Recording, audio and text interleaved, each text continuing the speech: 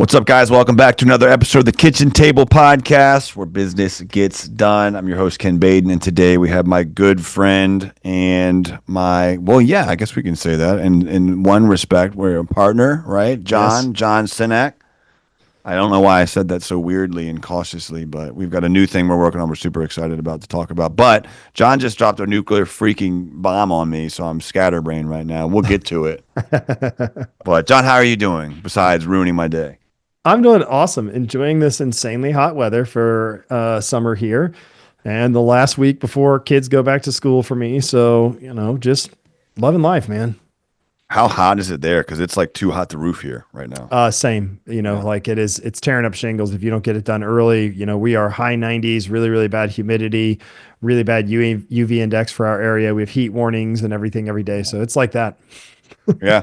Yeah. It's, we had to call off a couple today and another one. And I mean, what do you do? You know what I mean? Like the guys were, what are you guys doing? Where's everybody at? Well, it's brutal. So what do you think they're doing?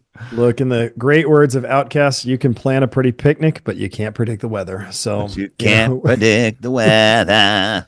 we do all the scheduling and planning we want, but it doesn't change that somebody higher than us has control of all of it. Yeah. As soon as you see like sun, yeah. And then it's like, but it's going to be 300 degrees, scorch you.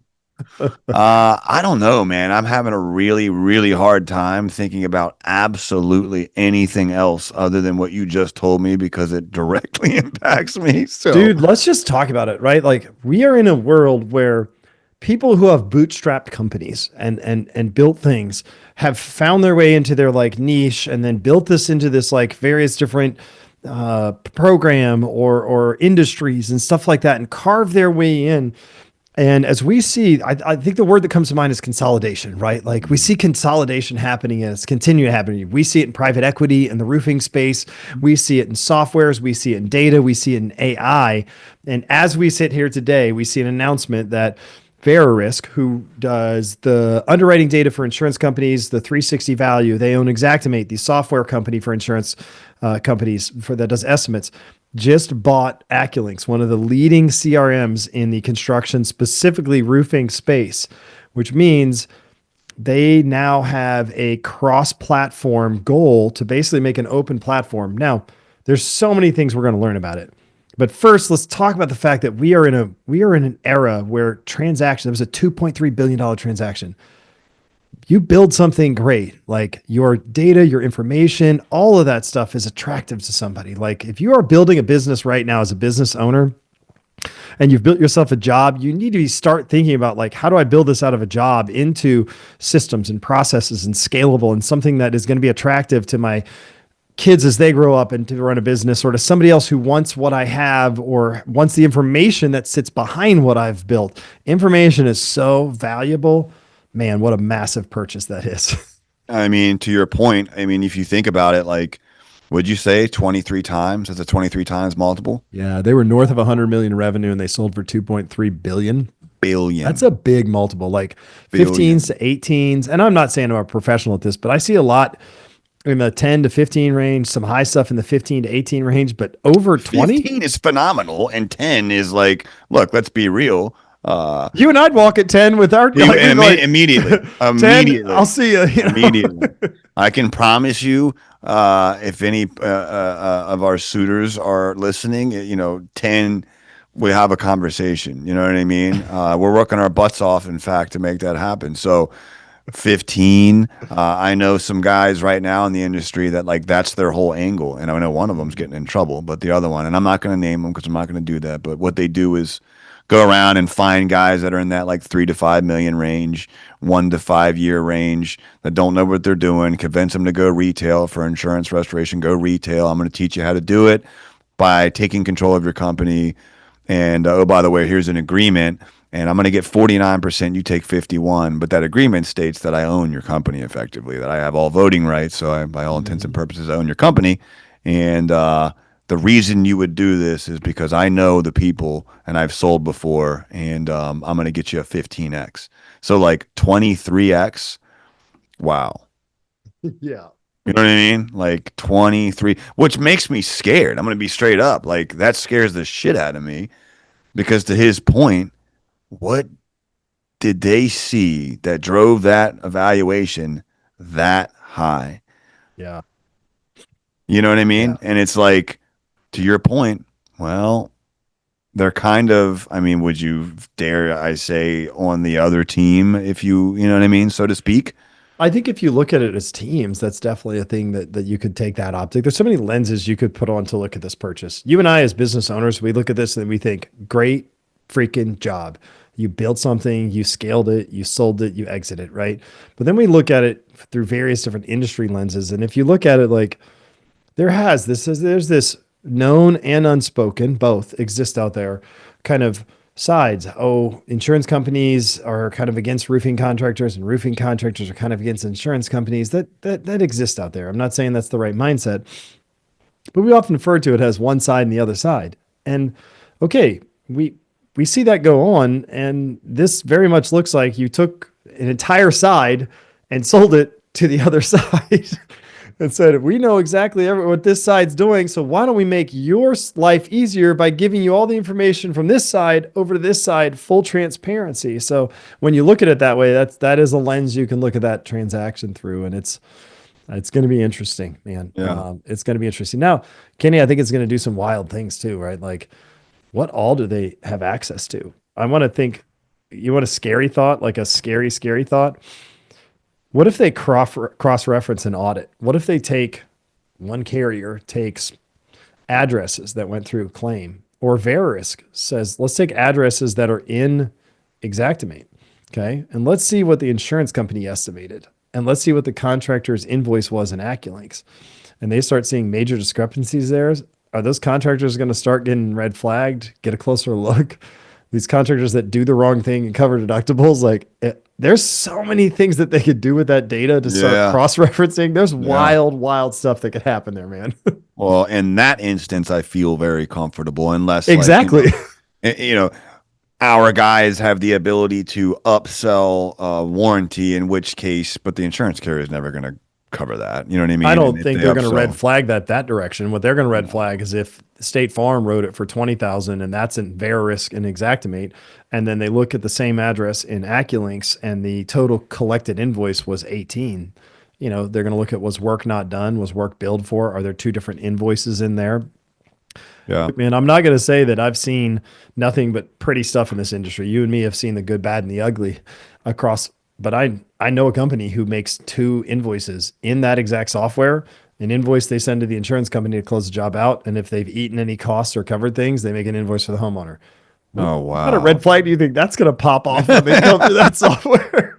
dude, the absolute balls and then rocks in your head to like do that and just like and it's I don't know. That's the type of stuff that gives me nightmares. You know what? That makes me thankful that my wife is an attorney. But I like to think that even if she wasn't, dude, like I wouldn't be that stupid. Because you It's have still no nice to have a sounding board, though. yeah. Yeah, that's true. It is true. And every once in a while I You get an know, idea and she's like, Kenny, no. there's a line between stupidity and desperation that some people just blur. Like, where did we cross the line from just stupidity to desperation, or from Yeah. desperation into the realm of stupidity? And I think that's, you got to ask how much of it is a mix of each of them, or one or the other. So anyway, Yeah, and we're in an interesting industry, man, that offers a whole lot to a whole lot of not so. How am I going to say this nicely, man? I'll say it for you. This industry has a low barrier to entry, right? Okay. Like, it's not like HVAC or electricians where you got to go to schooling, you got to get trades and all these things. Okay. So there's a low barrier to enter. You could be an extremely I know a guy, engineer, one of his buddies made a roofing product, said, hey man, come to this IRE thing. He comes in, this engineer quits his full-time secure job, opens a roofing company because he was smart and great guy.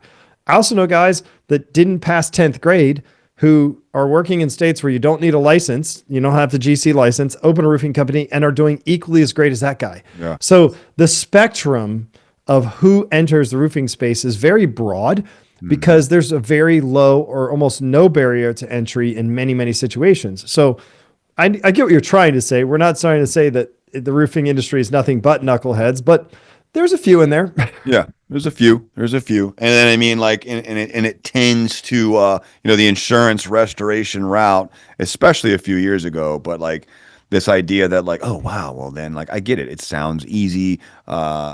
Adam Binsman, he's always making these videos now, like the gold rush is over and all that. And honestly, I don't disagree relative to what it used to be. Um, but you can still make money. But I mean, like, things are way harder, man. And I mean, it's Hmm. just it is what it is. So hopefully you have the idea and the ability to sell something.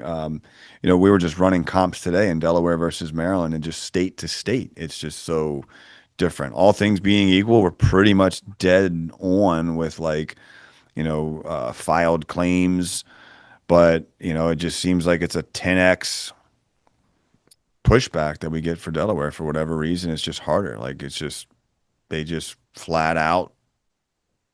I don't know. Maybe you have a better idea of why that is or what that is, but it's just I don't know. It's just like we get a lot more push, a lot more uh, ignoring, or just lack of answers, or even when it's just I don't know. It just seems like it's just, for lack of a better word, harder. I don't know what else to say.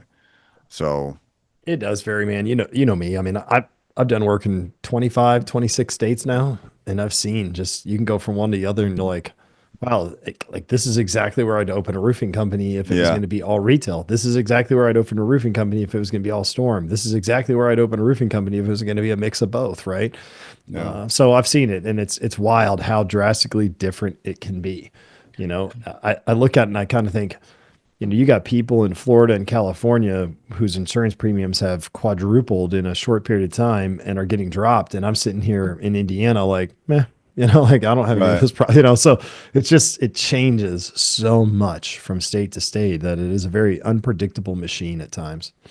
Speaking of which, man, I know I've gotten the tidbits or whatever, but I don't know. Just a usual good starting point is kind of where how did John even get into all of this, right? What's your story? Where how'd you get here, man? I Oh mean, man. Should I tell you the normal roofer story or my story? No, I'm I'd kidding. like yours, yeah. So You went, I, do you have a drug addiction I didn't know about? no, I was right. Rock, paper, scissors. Which one is it? Yeah, drug, alcohol, abuse. What? How did you get in? Anyway, Uh, the so my story is actually pretty plain Jane. My dad was in construction for a majority of his life, so I was around job sites. I was doing punch outs. I was doing cleanups. I was doing all of those things. If we knew there was an OSHA punch out list, like we were in there looking at those type of things. So I was doing those things as a in my youth, and it was really great to watch my dad be such a presence on a job site, manage a job site. That was a lot of fun to see as a child, as a teenager. What went from, wow, my dad's like driving this big truck and all this stuff to like, wow, no, my dad's like a presence here that everybody knows and respects. It was a lot of fun. And I told myself, I don't want to do this, right? This is not who I'm going to be. And I went, got a business degree, got out, cycled through some jobs, lost a really, really good job in mm, kind of the turn of things. And uh, that time I'd already worked with a gentleman that my dad referred me to who was trying to clean up his CRM. Ironically, the one that we were just talking about, right? right. He was new to it. He'd never used software before. So I go in and I'm like, hey, and a little bit about me. I'd already cleaned up CRMs for like a salt sales guy, a couple other companies, farm, cat. Like I've done some CRM stuff for other people. I intrinsically get those things. So this guy's in roofing and I ride around with him. I'm driving around with him. He's telling me all the process, how it works. And by the way, very, very few times have people heard this part of the story. This one's exclusive to you, buddy. I don't share this one often. Nice. I normally start it when I actually started selling. No, this happened way before I started selling. I got to understand retail bids, insurance, meeting adjusters, supplementing, writing estimates, all to understand this guy's pipeline, workflow, and how the entire system worked Mm, before I ever was in roofing or selling roofing. Now, at the same time, I was doing small handiwork. I was doing jobs. I was still I mean, there's a lot of building I could do. I've helped with flips. So I had like my dad's construction background, my hands-on experience, working this guy's CRM. And I still was telling myself, this is not the space I want to be in. And when I'd lost that job, I was doing phone sales for publications when you could do self-publication. I was doing phone sales for that, call the lead, like some what I think is some of the roughest sales ever when you can't see the other person, you're trying to sell them a non-tangible product. Yeah, that's tough. Yeah. And I was bartending, and a guy that came in the bar I came could see you being back. a bartender. Yeah, he came back and he was like, "Man, I found you." I was at a different place. He's like, "I found you. I really think you should come sell for me." And I was like, "I'll do it with my free time, man, but this is not what I want to do." So I go in and I just part time crushed it. I came and I said, "Hey, why don't you just let me manage your team and I'll leave all this other stuff." And I left everything and started managing his team. He had a couple people. That team got up, a few more people in there, and I think the year I came on, he had done about 1.4, and in 3 years' time, he's right around five. And I realized I kind of had this turnkey system that I was doing. And I say turnkey, it was through a lot of transitions. So each time in each company it had changed a little bit. And then I went to the next company, and then I went to the next company. Next guy, really good guy, a lot of respect for him. His family built a good GC brand, and I said, "Hey, why don't you add some roofing?" And I think he'd done about a 500,000 in roofing the year before under the GC profile. And we went from 1 million to 3 to 6. So, okay, great. Repeated the pattern again. Then a next guy I went to, same thing. He was just over 1 million. We went 1 million to 2.5 to almost 6, right? So we kind of kept repeating this pattern over and over again, but I never got to live it past that point in that side of things. Meanwhile, I was selling 1 million, 2 million, 3 million a year personally, depending on the company and the structure and everything I was going through. So in that, I realized I want to nerd out about how the systems are built. So I was doing repairs, I was getting on roofs, I was doing installations, I was up there with the crews. I wanted to deeply understand what I was selling, how it worked, and why it worked.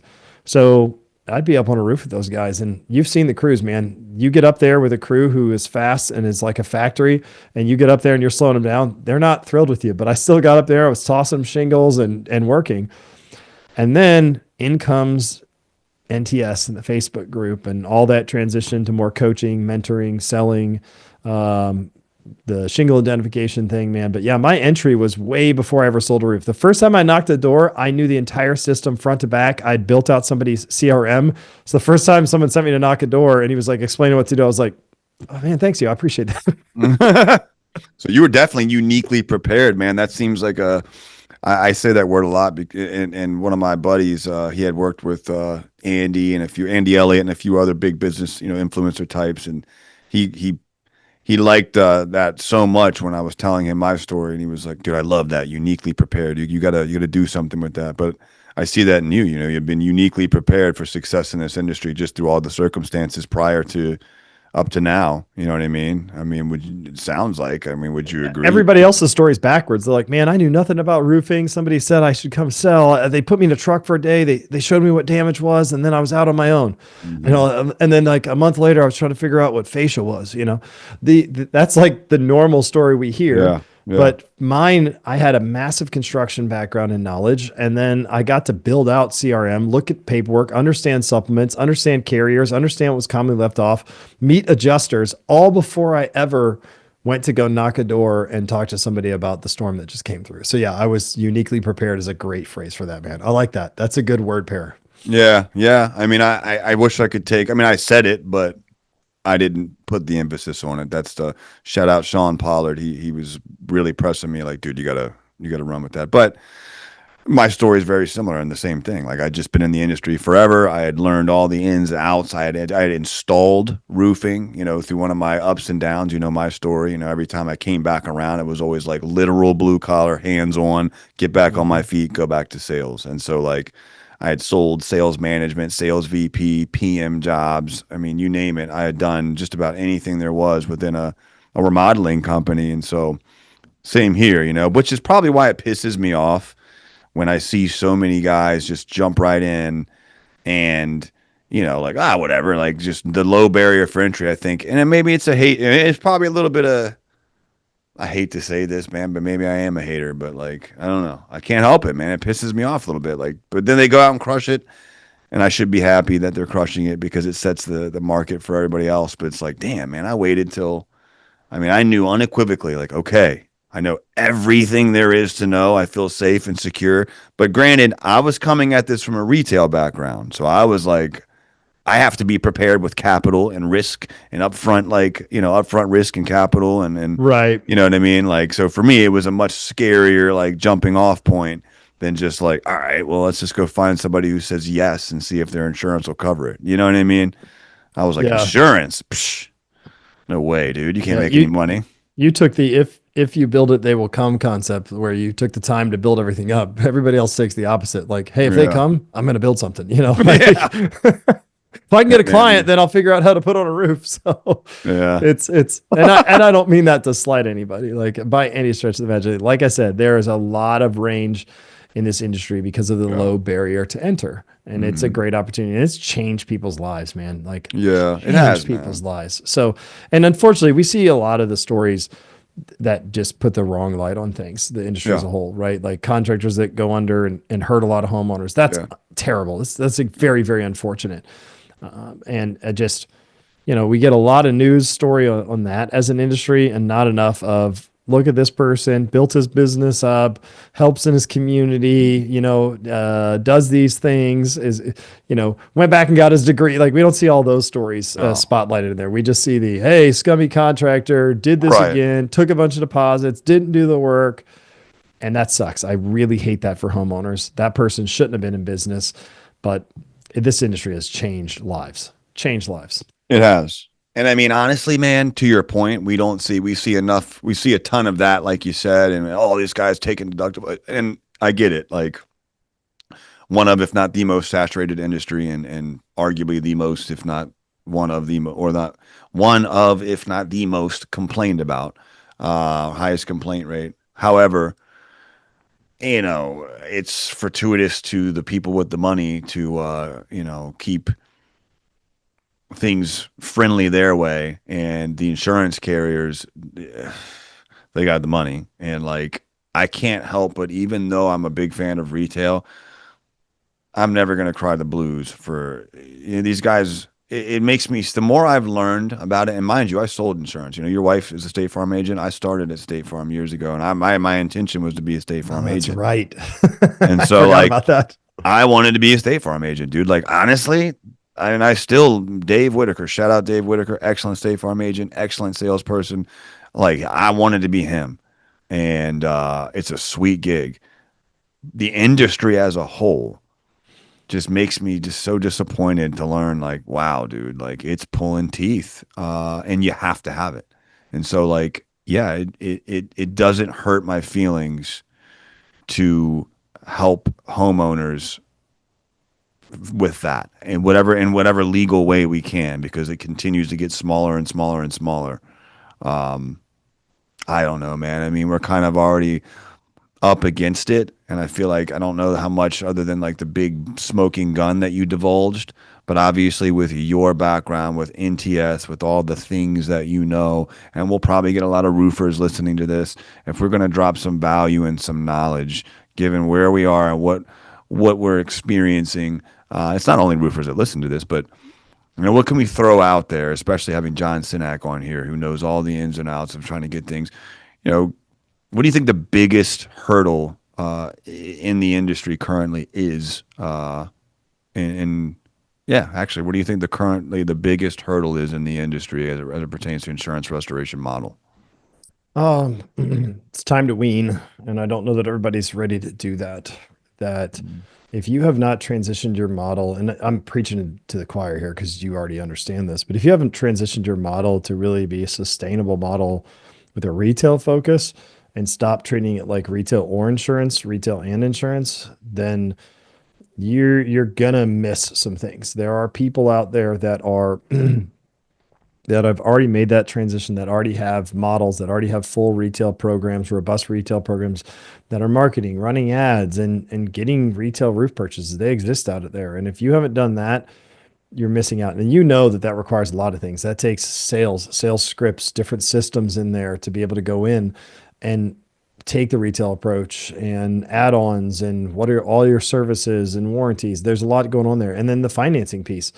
There's a lot Yeah. of people that if they're true insurance, that a lot of what they handle is the insurance side of things. And I say that because of this. It is no secret, and I fully expect this to happen, that the insurance industry is going to look to put a little more responsibility of the cost on the homeowner when it relates to some of the most common claims they see across the country. This is going to be your hail, your wind, your tornado, your hurricanes, the catastrophic stuff, right? Now, I say catastrophic, really the exterior catastrophic stuff. Obviously, the hurricanes and floods that just devastate the interiors of homes, those are very, very expensive claims. But these 20, 30, 40, $50,000 claims that exist out there, they're going to do things like fixed pricing on the payouts. So if it's a hail or wind claim, hey, we max out at 15,000. They're Mm. going to do things like higher deductibles. They're going to do things like, and they're already doing this particular one, exclusive deductibles for hail and wind. So why do they do that? Because that's a very common claim. And they're writing these 15, 20, 25, $30,000 checks. And instead, they would rather split the cost with the homeowner. So they run their math, they figure it out, they put a specific deductible for hail and wind. Now, going back to what I said, if your people are used to going out and talking to a homeowner who has damage and is going to spend $2, 3, $4,000 on a deductible, how is your system set for when they spend 50% of the roof ticket? Do you have really skilled people that understand how to go out and talk and sell? And then how does that look? Kenny, one of the things that I see a lot of industry rely on is the need to pay a deductible. Okay, well, if you have Yes. a $30,000 roof and a $5,000 deductible, you got to collect that deductible, right? To collect recoverable depreciations, a lot of them require that. But what if they just say, hey, once it's a total roof loss, we have a fixed payout of 15,000. Yeah. Who cares what the homeowner does with it at that point? What they go do, what they buy, what they spend, if they spend 30 or if they spend 32, if they spend 30 or they spend 28, right? So I think the more that the insurance companies can put some of the costs on those common claims in the homeowner's pocket, that's in their interest. And then in that, allow a competitive market to be truly competitive, not, hey, we'll just go off the insurance price. Hey, you get your 15,000, go hire whoever you want for whatever price you want. That's going to change the competitive market in the roofing space as well. And I just think people need to be aware that that's happening. I saw it in Oklahoma. They jumped just last year, they jumped the maximum they would allow percentage of home deductibles. So, and I'm trying to remember, I think it's up to 5% now. So it went from like up to 3 to up to 5. That's a big jump. They're moving Yeah. more of the cost to the homeowner. Yeah. Yeah. And I haven't heard, I'm in NTS, which is your group. Shout out NTS.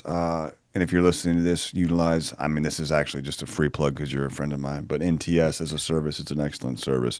And that's another thing that I don't even want to get started on that. But actually, you know what? I do want to drop that because I see it all the time. People complaining that they won't accept it. Can you just touch on that real quick? And just because honestly, even us, like, is that something where do they want to, what do they want? What do you want people to do in that instance? Sure. Let me talk about it on a very personal level, and then let me Is talk that about it. cool or can I? No, I Because love it. Look, man, if we get to talk about my company, I'm not going to complain. I see it all the time. They're like, well, they won't take it. It's like, bro, this is the So, question we always hear. So like, first of all, let's cover another elephant in the room. Nearmap, who does a lot of underwriting data for the insurance companies, one of the largest providers for underwriting data for the insurance companies, just bought ITEL for $1.3 billion. So we're talking about two big transactions that took place wow, in the past 30 days. So now Nearmap is going to use pricing from ITEL to help provide data for estimating and underwriting.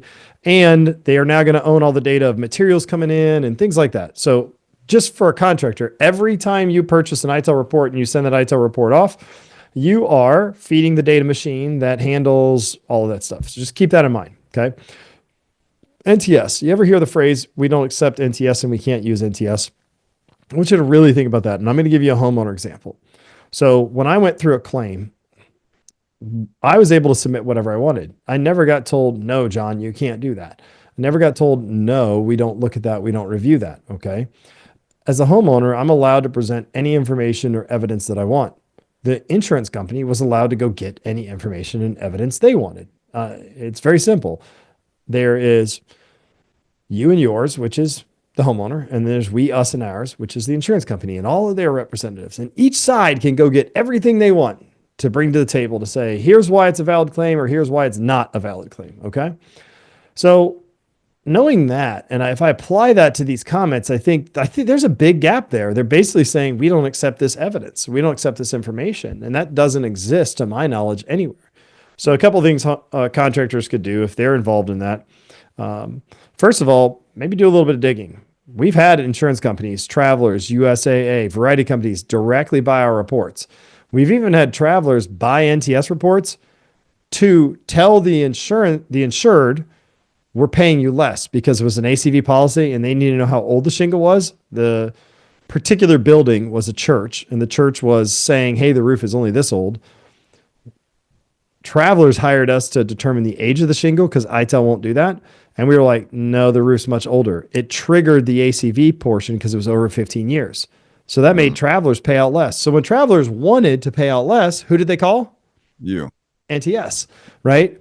But then they'll have an adjuster from the desk tell a contractor, well, we don't accept NTS. So there's a lot going on in the background. It's very simple. Here's the question that I like to ask, and I have to give credit to my very, very good friend, co-consultant Chris Zimmerman. He just answers that question very simply. I'm sorry. Maybe I miscommunicated. I wasn't asking you to accept anything. I've submitted third party, unbiased information relevant to Mrs. Smith or whoever's open claim file. Are you suggesting you won't review relevant information? And now the conversation moves to the real facts. And the brass tacks is this. They're gonna then say, no, I'm not saying that. We just need this for our evidence or for our information, which is true. They can get whatever they want. Once you have both of them, that's when you really get to say, okay, so do you agree with this? And do you understand this? And did you read this part? And you can start highlighting things in there where the pertinent details are, because really the NTS reports, they're very true. We're more accurate. I'll say it on this. We're more accurate than ITEL, RLS, hands down. We blind tested, no questions asked. We're more accurate, insanely more accurate. Okay. The reality is this, it's a learning tool. When your team reads that, they should be like, oh, it says this. I need to go look at how that's going to affect the performance of this roof or the documents and put it all together. And then when you get into it, stop looking at it 30,000 feet. We don't accept NTS. Get granular and be like, hey, right here, it says this right here. Did you read this part? Okay. And are you saying you disagree that this shingle changed or was bought or this, that, and the other? But start with, hey, I wasn't asking you to accept it. I'm sending you information. Are you saying you don't review information? It changes the no from the accept no to the, hey, we just need more information. And that's what I'd rather them say.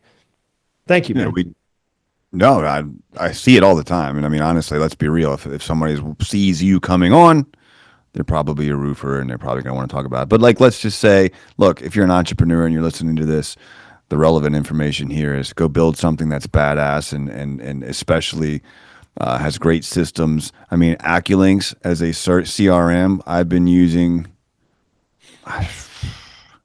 15, 20 years. I started with Yeah. Salesforce products. That was an I old school mean, one for a long time, man. Like I know a lot of people that onboarded with that. Great, easy to use dashboard. So, um, yeah. Salesforce probably, I would imagine, sold like Improve It 360 and their little brother Market Sharp. Like I've been doing this a long time, and now, by the way, John, what is everybody doing? All the big guys, they're making their own CRM, right?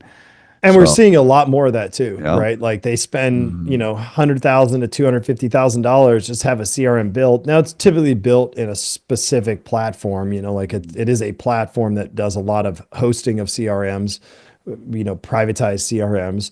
And honestly, at a certain scale, you need something that's catered to just you. It's hard for the guy that's doing 3 million to go drop 100,000 to $250,000 on a CRM. So, that those people are going to use them. I know people doing 30, 40 million Yeah, using yeah. that CRM. So, Are you familiar with Leap, yeah. Oh, yeah. the contracting software? Yeah. So like Patrick Fingles, and I don't know him personally, but I just know the my CEO mentor. Shout out Adam Champagne, listens to the show a whole lot. He and his group. I don't know if I'm allowed to. I mean, I think it's pretty public knowledge. But anyhow, they've acquired some other companies, and but at any rate, the owner, former owner of not Home Fix, that's their company. New Look decided that was a more viable long-term option. And I think, just from what I understand, kind of decided to go focus on Leap and its potential. I guess, instead of a home remodeling company, you go and you sell your platform to other remodeling companies. And now you've got, you know what I mean? Now you've got something. But look, I mean, AccuLinks just sold for billions. So maybe he was onto something, man. I mean, Yeah, there was a uh, guy here in Indiana who did he did his own for Elbert Roofing and did his own software, and he sold Elbert Roofing and then started selling the software. So he actually got to go through two transactions, one being I, the actual roofing company and the next one being the software. well, that's what he just did. I was going Yeah, to say, like, he exactly. sold Like his roofing company and now he's focused on. Well, I don't know that he sold Leap yet, he but hasn't sold Leap yet, to my knowledge. But right. yeah, he knew he But had a great thing mhm, that wasn't exclusive to that roofing company that would serve other businesses, and said, "Look, I'm going to keep down this path."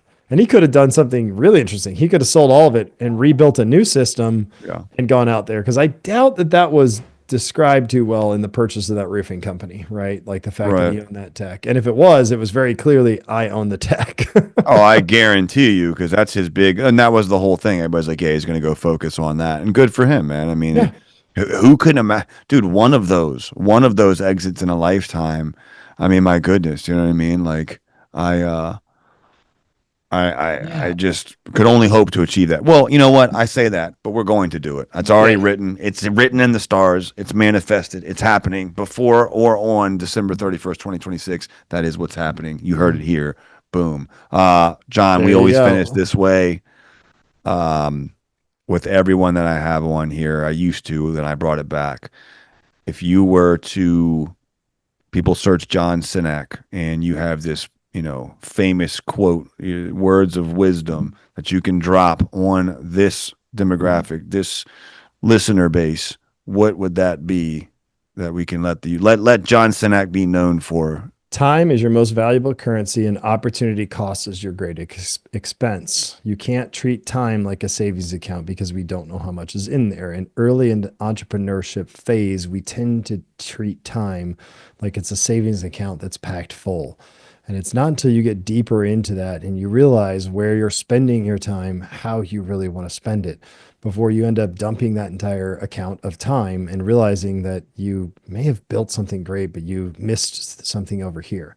And the opportunity cost, putting your time and effort into energy things that you really are highly skilled at and where it's best utilized, instead of burning your time where it's not going to be well utilized and miss out on other opportunities. Mm, So you have to very, very consistently, especially as a business owner, as an entrepreneur, anything in that category, really evaluate time and opportunity costs. And at the end of the day, I will tell you this: whatever you are in, you just have to be 100% in it, right? So you may only have 2 hours at home in a given week because you travel. Just make sure in those 2 hours, you're 100% in those 2 hours, mm, right? You may only have 10 hours in front of your team. Just make sure that those 10 hours, you're 100% in front of your team when you're in front of them. So if you constantly keep that in the back of your mind, the quote I say, class after class, person after person, time is your most valuable currency. Opportunity cost is your greatest expense. mm. Well, that's a mic drop moment, dude.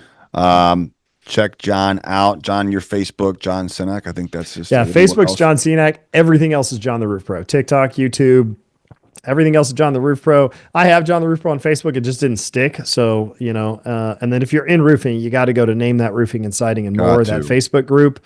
Got That to. is where your team can just soak up knowledge, free knowledge. I mean, I literally pay people's salaries to be in there commenting. So like Yeah. that's a great group to go to. It's a requirement for a lot of the people who I know that own roofing companies. They just have their people jump right in. So it is an Mhm. excellent group. I'll second that. So John, I really appreciate you taking the time to come on with us, man. Looking forward to getting to see you hopefully again here and soon in person. And until then, brother, we'll catch you on the next one. Always good to see you, man.